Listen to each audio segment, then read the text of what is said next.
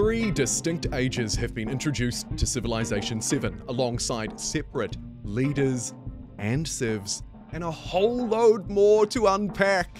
In this video, I'm going to focus in on three key areas, breaking down my own gameplay that I was supplied, as well as the gameplay showcase to give you a feel, a hands-on experience. Thanks to 2K and Firaxis, who flew me out to check out Civilization 7 early. Let's take a look, beginning with leaders and civilizations.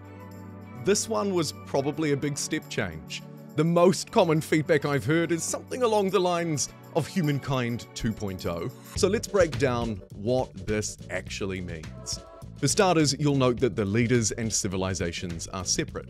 First, you select a leader at the start of the game, and then, on this screen that you're seeing, you'll choose a civilization. The game will recommend historic pairings to you. The leader of Egypt alongside the civilization of Egypt, for example. But they are not compulsory. Historical ties, no more. Crucially, also, they revealed yesterday this wonderful graphic, which basically takes us through the three ages and how a leader might change their civilization. Moving through as Egypt and unlocked by that choice, Songhai becomes available in the second age, the exploration age. If you focused on horses, you might be able to unlock Mongolia instead. Finally, moving through to the third age, the modern age, you can see that Buganda becomes available because you were playing as Songhai. Couple of key takeaways here, focusing specifically on those separated leaders. The leader remains consistent throughout the game. So when you're engaging in diplomacy like this, when you're opening up the enemy screen, it will always be the same leader that you're dealing with. However, as you change civilization, most of those unique units, of course, buildings that are related to the civilization itself will change. Leaders remain constant, civilizations can change through each of these three ages. The leader mechanic is particularly interesting, especially as you move through the ages. It is, of course, the only thing that will guaranteed remain consistent. Leaders also, by the way, pick up a few extra things that they didn't have in previous Civ games, or Civ 6 at least, when you focus in on the development of the leader itself.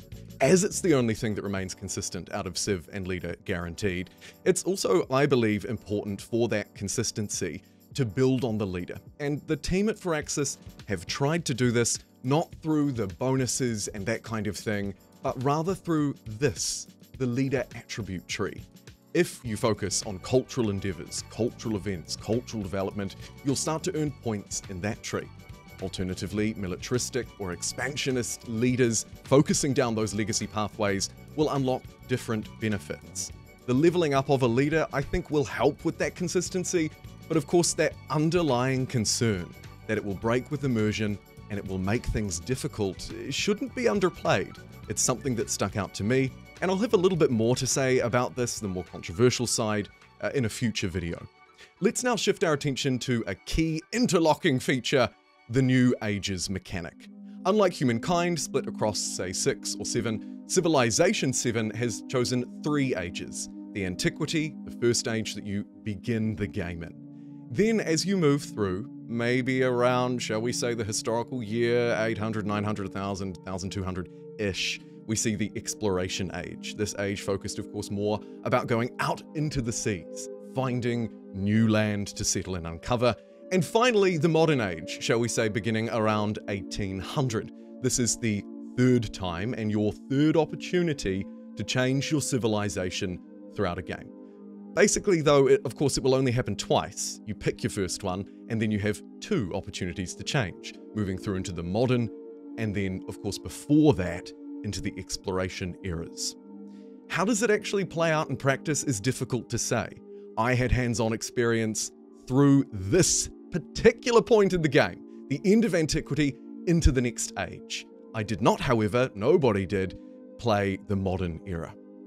Moving through ages is probably also very important. This screen was particularly telling from today's gameplay reveal, as you see that you get to pick legacies, legacy traits, all kinds of different buffs available. It's probably worth actually taking a quick second look at that, because I believe it's quite telling. You can see a screen familiar to maybe creating a religion or moving through into a golden age. Loads of benefits, more or less depending, I believe, on the focus of that age, its legacy pathways, the kinds of quests and challenges that you took on. Here you see changing through, choosing Songhai, options to play as Egypt, Aksum, or Amina, and of course you're building more benefits, more legacy into a civilization as you move through. I believe historically this generally reflects human history. No civilization, like ancient Egypt, for example, has stood the entire test of time. They referred to London in their example during a presentation, Roman London from 300 or 400, then the Norman conquest of 1066 and a new era, and finally the industrial, and indeed post-industrial, London. 3 different versions of a civilization that changed throughout history. And these changes, alongside moving through ages I should say, I believe are trying to reflect that. Whether it provides enough consistency or not is another question entirely. Finally, on ages, the way you move through is through a crisis. The crisis kicks in fairly late in the piece. The first crisis, moving toward the exploration age, I should say, is largely focused around independent peoples popping up, new populations. Maybe they're dangerous, maybe they're friendly, and then alongside that you have these generally bad crisis cards that you need to add in as it begins and as it intensifies. So there'll be both real things playing out on the map, like the sudden development of new independent nations, but also those crisis cards, those direct penalties that you're forced to face. The crisis itself makes up probably a fairly small portion of the age, I'd say around maybe 15 or 20%, and it does tend to be the defining factor. Those who are further along, who are pushing the age growth that ticks up on a metric out of 100, I believe 1 point per turn and more points depending on what you do. It's those players who will ultimately kind of set the path for the future, if you will. You of course want to be the one driving this change. You'll be in a better position to deal with these new peoples who are popping up, for example, or any other challenges that you might face. The ages mechanic also kind of has these interdependencies with another thing that they didn't talk too much about in the gameplay reveal, more toward victory. Actually, what are the overall goals here? What are you trying to do? Through both the age, progress, legacy paths, as well as victory conditions, that's where this is fleshed out. The team didn't talk much about it, as I say, but I was able to get some footage of it that they provided, and of course look at it a little bit in-game. It feels more flexible to me than previous games. I don't know what the conditions and pathways look like at the end. Build a spaceship, go to Mars, surely makes its return. But earlier on, it's things like, militaristically, trying to acquire as many towns and cities as you can. Or maybe, from the economic perspective, assigning, getting, trading, however it may be, loads of resources. The pathways felt fairly flexible and you could generally work towards multiple goals at the same time. To do that, however, your cities and towns are vitally important. And as the third key factor that I think we should break down, I believe it's also the factor that was largely overlooked. Naturally, the controversy, the decision-making around leaders, CIVs, changing them, ages, took all of the focus. But there's actually another massive element here that's playing out, and it's the cities and towns and districts themselves, for these have changed too. Both in the trailer and in my own footage, we see a lot from the early game. Settling, units, how they work. I think that the changes to units, by the way, are another great positive step. Their actions are more nuanced, refined, they're fairly easy to use, and I think with some needed adjustments to the UI, these features actually will be a pretty easy win. Likewise on building cities. If you're used to Civilization 6, then this placement will look very familiar to you. A granary, or could we say maybe a food district, an urban district is being built. Using population, building a new building. Inside of this, however, I believe there'll be slightly less sprawl, or at least you won't need to sprawl as far. Here you can see another tile being developed, another urban or perhaps rural tile around resources, in this case dates, providing of course money, happiness, and an extra resource to assign to the cities. There are some broader things playing out though, around the districts and the sprawl that I've just alluded to, that are arguably more important. I believe that density and playing taller could have more of a role in Civilization 6 than it did in Civ 5. And this is due to the fact that districts are a bit more nuanced. As you unlock new technology, starting of course with the basics like irrigation, but really right the way through both the tech and cultures tree, there are plenty of opportunities to upgrade yields, I believe more than in the past. Furthermore, multiple buildings can be added to the same district to strengthen it. And this makes a massive difference.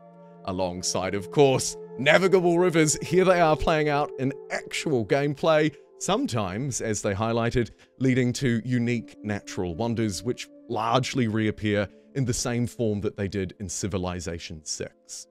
Focusing back on the city as it begins to grow, now filled with some wonders and tiles, and as the player in this footage looks to expand out with their founder and found a new city or town, I should note towns. Here you can see one. Towns are connected, I believe, automatically to cities, just as workers have been removed. From memory, I think the roads basically just appear. The development of towns, though, is quite special, working a little bit like the administrative centers in Humankind, though not as rigid. It's not just one per area painted out on the map. You can found these just like you'd found cities, and indeed capture them from a foe, just as you would do that. Towns largely feed the cities that they're connected to, feeding their, crucially of course, resources, but also their input, their yield, largely in my experience as money, feeding money into the main city. You can choose to upgrade towns into cities by spending, I believe, that crucial new influence yield, or of course you could just go out and conquest and take cities for yourself. The way that you choose to play it doesn't matter so much. The key here is that towns are now distinctly different from cities. You can think about them a little bit like Humankind, but I would argue they more closely resemble the towns in Millennia, in fact, quite closely.